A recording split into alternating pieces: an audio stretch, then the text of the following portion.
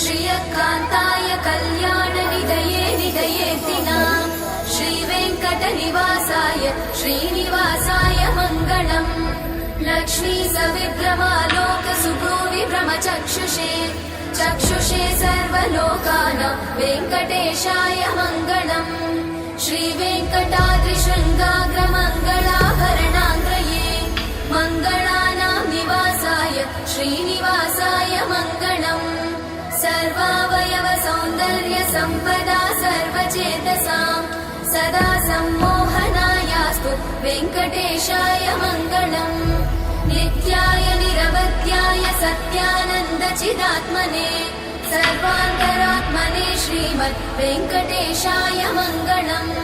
स्वतः सर्वविदे सर्वशक्तये सर्वशेषिने सुलभाय सुशीलाय वेङ्कटेशाय मङ्गलम्।